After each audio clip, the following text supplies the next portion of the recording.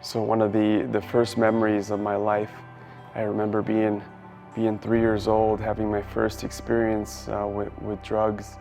My dad, he had stolen me from a church my mom was going to, and he fled up the state of California. And so we're staying in a hotel, and one of these nights I wake up in the middle of the night and I see him sitting on a table. And I walk up to him, I notice there's alcohol bottles and just drugs all across this table, and I asked him, I said, "You know what, Dad, what are you doing?" And so he looks at me and he grabs a pinch of this cocaine powder that's on the table, and he shoves it down my throat, and he tells me, "You know what, son, you don't ever question me." A year later, I can remember my dad, he and my mom had tried to mend things, and so he was back at the house. I did something to upset him, and he gets enraged. He comes and he backhands me on the side of the face. And my mom, she comes and steps in, tries to come to my aid, and I remember him just grabbing her by the throat and walking her to the window.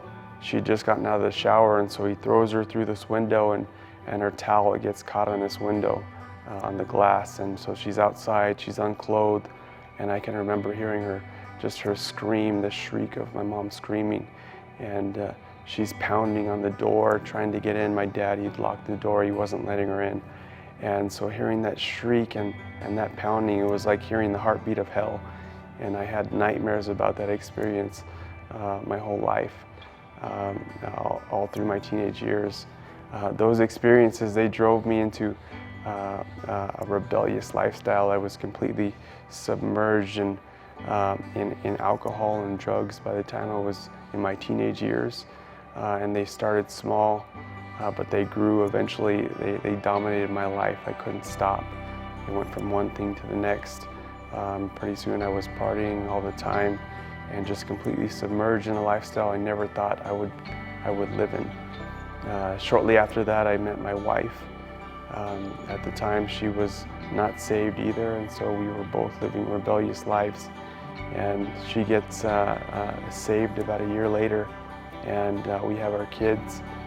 And so she's going to church regularly, and I'm not. I'm fighting church, I'm fighting God. But I remember her coming home one day, and she'd been crying, I could tell, and so I asked her what's wrong. And so we sit down on the bed, and she tells me, "You know what, Lem, I'm not happy with your decisions. The decisions you're making, they're going to take you straight to hell, but if you want to go to hell, that's on you. But I want you to know something, that your two daughters are in that room right over there, and they're watching you. And so just know that your decisions you make, they're going to take your two daughters straight to hell with you." And that was it. That was what I needed to hear. I surrendered my life. I gave my life to Christ, and it's been just the best decision I've ever made. It restored just that void inside of my heart and gave me purpose and direction in life.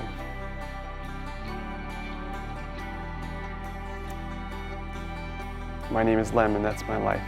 180.